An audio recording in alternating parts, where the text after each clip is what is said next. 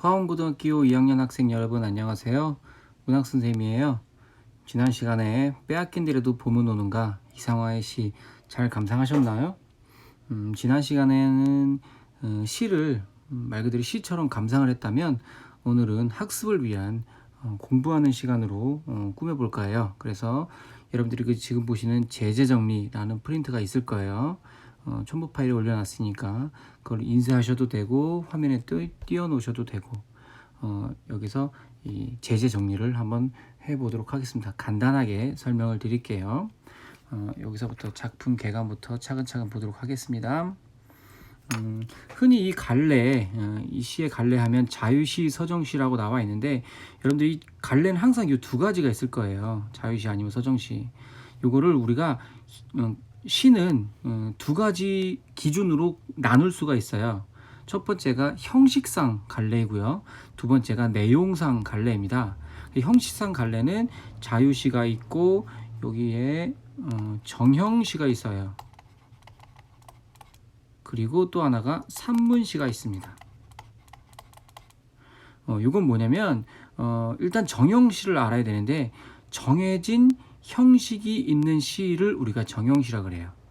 여러분들이 흔히 알고 있는 시조 3장 6구 45자 종장의 첫 삼음절은 변하지 않는다 이런 형식이 정해져 있죠. 이런 것들을 정형시라고 하고 이 정형시에 비해서 비교적 자유로운 시를 우리가 자유시라고 하는 겁니다. 그럼 산문시는 뭐냐? 산문이 아닌 것은 우리가 운문이라고 하는데 보통 리듬감 있는 이 운율감이 있는 것을 이것을 운문이라고 하죠. 이 시가 아닌 글들을 산문이라고 하는데 이 시인데 산문처럼 쓰여진 시가 있어요. 그러니까 운율이 없는데 운율이 있는 것처럼 느껴지는 시. 굉장히 좀 특이하죠. 여러분들이 이 산문시는 아마 많이 모를 거예요. 기껏해야 서정주 시인의 신부라든지 황동규 시인의 즐거운 편지라는 아주 짧은 시가 있어요. 이 황동규 시인은 여러분들 소년과 소녀의 순수한 사랑 이야기로 유명한 소설 아시나요? 소나기라는 소설을 쓴 작가가 황순원이라는 작가인데 그 황순원이라는 작가의 아들이에요. 장남이 황동규 시인입니다. 그 시인이 쓴 즐거운 편지라는 시가 있어요. 그래서 이렇게 형식상으로 형식상으로 자유시, 그다음에 정형시, 그다음에 산문시 이렇게 있는데 여러분들이 알고 있는 대부분의 시는 아마 이 자유시에 속할 거예요. 그러니까 대부분 시를 아마 여러분들이 자유시, 시조가 아니면 자유시로 생각하시면 돼요. 그 다음에 서정시라고 있는데 이건 내용상으로 서정시라고 하는 거죠. 개인의 감정을 노래했기 때문에 서정시라고 하고요. 이것을 이야기로 만들어서 쓴 시가 있어요. 그런 것들을 우리가 서사시라고 하거든요. 근데 이 서사시는 아마 여러분들은 거의 모를 거고요. 김동환이라는 작가의 국경의 밤이라는 총 127수, 그러니까 127년짜리 아주 긴 시가 있어요. 이것은 마치 소설처럼 약간 서사적인 사건이 있는 그런 내용이 있거든요. 근데 이것도 그냥 알아두시면 되고 여러분들이 알고 있는 대부분의 시는 서정시다. 여기에 사실은 극시라고 하나 더 있어요. 극시라고 하나 더 있는데 이건 여러분들 아마 배우지 않을 겁니다. 그러니까 여러분들이 알고 있는 대부분의 시는 갈래를 보시면 자유시와 서정시로 나뉜다 이렇게 보시면 돼요. 아시겠죠? 이거는 거의 그냥 그렇다라고 넘어가면 될 거예요. 그 다음에 이거 좀 파란색으로 바꿀게요. 그 다음에 성격을 보시면 상징적, 낭만적, 저항적 있는데 빼앗긴 들이라든지 혹은 봄이라든지 이런 것들이 굉장히 상징적인 의미를 나타내고 있죠. 그래서 상징적인 성격을 나타내고 있고 그다음에 낭만적이라고 하는 것은 대부분 보면은 2연, 4연, 그리고 5연, 6연 이런 데 보면 굉장히 봄에 대한 아주 즐거움이라든지 봄을 맞이하는 기쁨 이렇게 굉장히 들판에 꽃이 막 피어오르는 봄이 막 오려고 하는 그런 약간 낭만적인 분위기가 느껴지거든요. 그래서 성격에 낭만적인 성격도 있다. 그 다음에 그 빼앗긴 들이라든지 봄이라든지 이런 것들이 의미하는 게 살펴보면 시대적 배경 고려해서 보면 이것이 이제 일제에 대한 저항이라는 것도 있을 수 있잖아요. 그래서 저항적인 성격도 가지고 있다고 합니다. 네, 제재는 빼앗긴 국토에 찾아온 봄, 이제 사실 찾아오기 직전인 거죠. 그죠? 그래서 어쨌든 뭐 우리가 크게 그냥 제재는 중심 소재는 빼앗긴 국토에 찾아온 봄에 대해서 쓰고 있다. 그러면서 주제를 뭐라고 하느냐? 국권, 국토, 우리 땅을 뺏긴 그런 비극적 현실이라고 얘기하고 있고요. 여기에 하나 더 하자면 국권 상실의 비극적 현실뿐만이 아니라 광복에 대한 염원도 있다. 광복에 대한 염원도 나타내고 있다. 이렇게 볼 수 있어요. 주제가 국권 상실의 비극적 현실도 있고, 그지만 맨 마지막에 지금은 들을 빼앗겨 봄조차 빼앗기겠네. 지금은 그렇지만 언젠가는 우리가 광복, 조국을 되찾을 것이다 라는 염원도 있죠. 이렇게 이해를 하시면 될 것 같아요. 계속 내려가 봅시다. 특징은요. 대칭 구조를 통해서 시적 화자의 의식과 태도의 변화 과정을 드러낸다고 했는데, 여러분들이 아마 이 책을 보시면, 이 시를 보시면 1년의 질문을 하고 그 다음에 마지막 11년에 대답을 하고 있는, 그래서 1년과 11년이 서로 대칭을 하고 있는 게 보일 거예요. 네, 이런 대칭 구조가 처음과 끝이 머리와 꼬리가 서로 관계가 깊기 때문에 이런 것들을 우리가 수미상관적 구조라고 얘기를 해요. 수미상관적 구조라고 얘기를 합니다. 그래서 대칭 구조를 하고 있고, 그러니까 2년과 10년 그리고 3년과 9년이 서로 비슷한 형태의 대칭 구조를 가지고 있다, 이렇게 나와 있는 것도 있어요. 네, 그것도 참고하시면 될 것 같습니다. 그리고 그걸 통해서 어쨌든 이 대칭 구조를 통해서 시적 화자의 의식과 태도의 변화 과정이 나와요. 이거는 좀 이따 다시 한번 얘기하도록 하겠습니다. 그 다음에 특징 두 번째가 향토적 소재가 나온다는 거예요. 아주 시골적인 느낌이 좀 많이 드러나죠. 향토적 소재, 뭐 가르마 같은 논길이라든지, 뭐 보리밭, 뭐 이렇게 보리밭, 이거는 이제 도시에는 많이 안 보이는 거잖아요.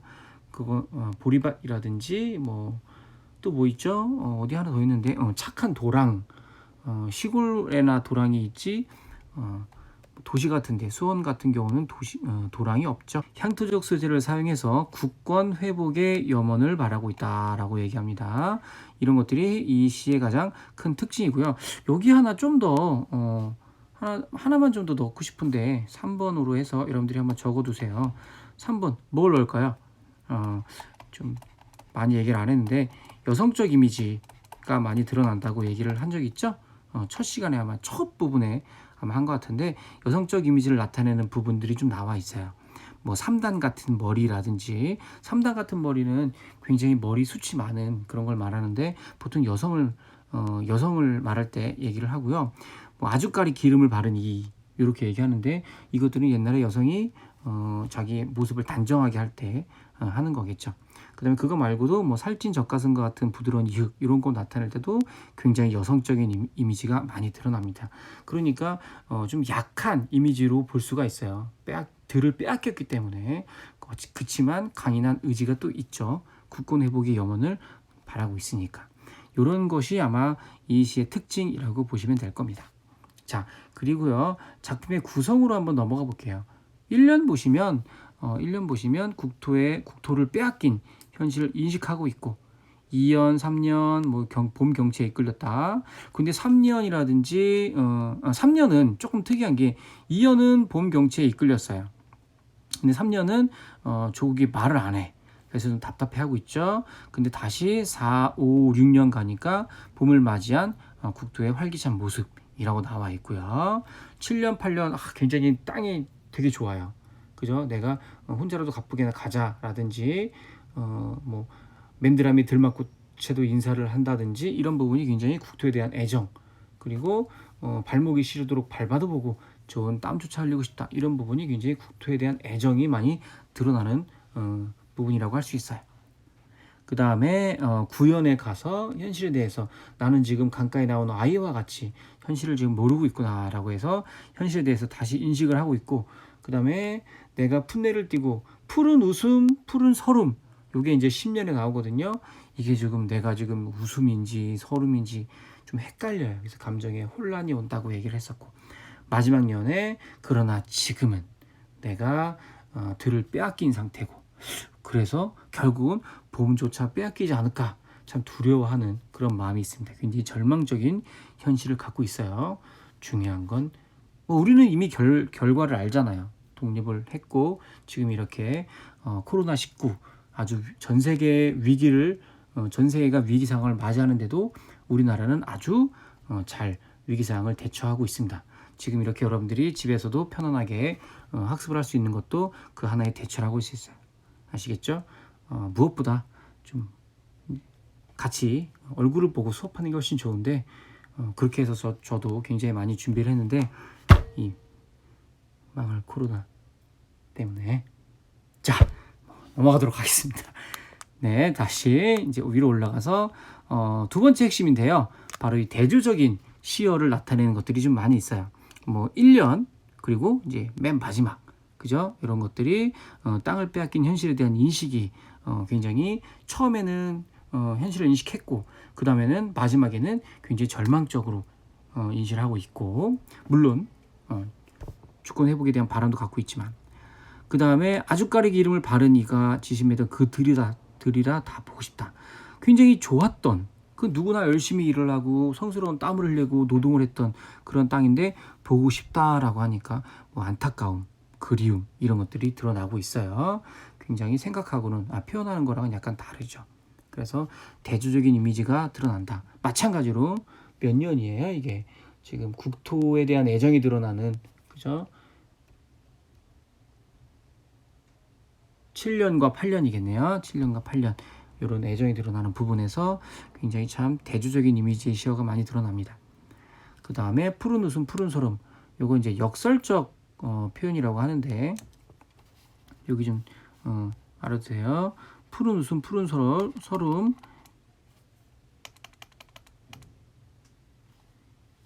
이 부분 역설적 표현이라고 합니다. 역설적 표현이라고 하는 것이 뭐냐면 굉장히 말이 안 돼요. 말이 안 되는데 말이 안 되는 말을 함으로써 굉장히 그 의미를 강조하는 거죠. 예를 들면 어린이는 어른의 아버지다 이런 표현이 있어요. 그게 어린이가 어른의 아버지가 될 수 없잖아요. 그죠? 어린이가 뭐 자식을 낳았는데 어른이 아빠를 낳았어? 뭐 이런 말도 안 되는 상황이야. 그죠? 어린이가 어떻게 어른의 아버지가 될 수 있어요? 그런데 이 얘기는 자세히 뜯어보면 보통 어린이들은 어른들의 모습을 따라한단 말이죠. 그래서 이 이기적이고 못된 마음 갖고 있는 어른들도 순수한 어린이를 보고 배우고 아버지처럼 보고 배워야 한다 이런 얘기를 하는 거예요. 그래서 말이 안 되지만 문장 자체는 성립이 되지 않지만 그 속뜻은 굉장히 큰 의미를 담고 있다. 이런 표현을 역설적이라고 하는데 푸른 웃음, 푸른 서름이라고 하는 것은 푸른 웃음은 되게 긍정적인 이미지 푸른이라고 하는 것은 굉장히 좋은 건데 여기에 서름을 넣었어요. 이런 부분들이 굉장히 역설적인 표현이라고 하는 거겠죠. 얼마나 서름이 심하면 푸른색으로 표현을 하고 있을까. 그죠? 그다음에 다리를 절며 하루를 걷는다. 이것이 하루를 걷는데 다리를 절어요. 이런 물론 다리가 불편하면 절면서 걸을 수 있지만 이것이 10년에 나온 내용인데 이연과도 관계가 있어요. 왜 이연의 마지막 행위 보시면 이연의 그러니까 총 4행 보시면 가르마 같은 논길을 따라 꿈속을 가득 걸어만 간다 그랬거든. 꿈속을 가득 걸어만 가면 굉장히 꿈속은 약간 몽환적이라고 하잖아. 굉장히 좋고 현실이 없는 것만큼 아름답고 좋은 곳들이 많이 있는데 그런 많이 있는 것들 아주 꿈속을 가득 걸어만 가는데 내가 어떻게 걷고 있어? 10년에 와서 보니까 다리를 절면서 하루를 걷고 있단 말이에요. 하루는 이제 현실이잖아요. 아까는 꿈속이라고 했는데 지금 현실이잖아요. 그렇게 좀 역설적인 표현으로 해서 굉장히 의미가 크게 다가오고 있는 거예요. 그래서 결국 이 활기찬 정경 거기와 이 들을 빼앗긴 현실 이 사이에서의 아주 혼란스러움을 드러내고 있는 거죠. 이해되시죠? 그다음에 마지막 년은 들을 빼앗겨 봄조차 빼앗겼네. 봄은 되게 뭔가 새로 솟아나고 생명력 넘치고 영어로도 스프링이잖아. 뭔가 스프링 튀어오르듯이 막 튀어오르잖아요. 그래서 봄이 스프링인데 그것에 대해서 현실은 어때? 굉장히 절망적인 현실이란 말이에요. 그래서 약간 좀 대조적인 이미지가 있다. 이렇게 보시면 될 겁니다. 이해되시죠? 넘어가겠습니다. 뭐 아까도 잠깐 얘기했듯이 이건 뭐 금방 넘어갈 수 있을 것 같아요. 구조상 특징 1년과 어디가 1년과 어디가 11년이 서로 질문과 대답의 형식으로 연관을 이루고 그 관계를 이루고 있다. 이런 특징이 있고요. 2년과 3년은 같은 형태가 비슷해요. 형태가 비슷하고 그래 대칭 구조를 가지고 있고 형태는 비슷하고 서로 거울을 보는 것처럼 대칭 구조. 뭐냐? 아까도 얘기했듯이 꿈속을 가득 걸어만 간다. 10년에 다리를 절며 하루를 걷는다. 3년 볼까요? 내가 끌었느냐 누가 부르더냐 답답해라 말을 해다오라고 하고 있는데 9년도 무엇을 찾느냐 어디로 가느냐 우습다 답을 하려무라. 비슷하죠. 왠지 끌었느냐 부르더냐 답답하다. 찾느냐 어디로 가느냐 우습다 답을 답답하다. 이렇게 답을 하려무라. 이렇게 구조상 비슷한 특징을 가지고 있습니다. 네, 이해를 하실 것 같아요. 그 다음에 중요한 게 표현상 특징인데요. 표현상 특징 이런 표현들 굉장히 그 빼앗긴 이라도 봄을 누는가 뭐 들을 빼앗겨 봄조차 빼앗기겠네. 질문하고 답을 하죠. 국토의 일부분인 들로 국토 전체를 비유하는 거. 이게 뭐냐? 바로 대유법이에요. 대유법.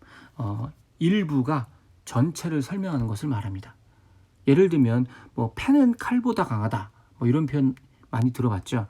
펜은 칼보다 강하진 않아요. 칼로 얼마든지 펜을 베어서 없애버릴 수가 있는데 하지만 여기서 말하는 것은 펜은 글 혹은 뭐 문장 좋은 뭐 글을 말하는 거고 칼은 무력 그러니까 무기를 말하는 거죠.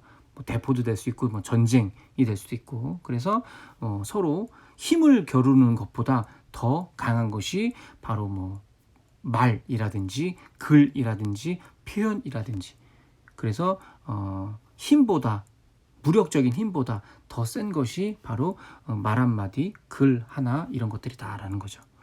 이해되시죠? 그렇게 전체가 일부가 전체를 대신해서 비유하는 것을 대유법이라고 합니다. 이해되시죠?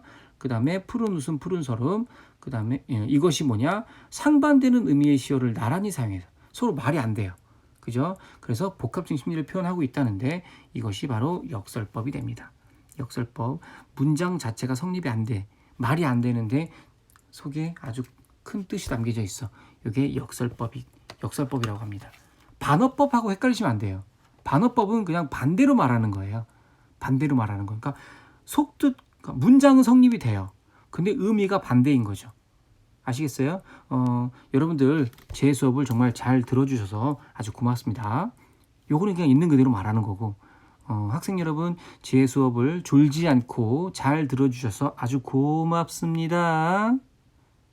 요거는 고맙다는 얘기가 아니죠. 그죠? 반대로 얘기하는 거죠. 요건 반어법. 요건 문장 자체는 성립되는 데는 전혀 오류가 없잖아.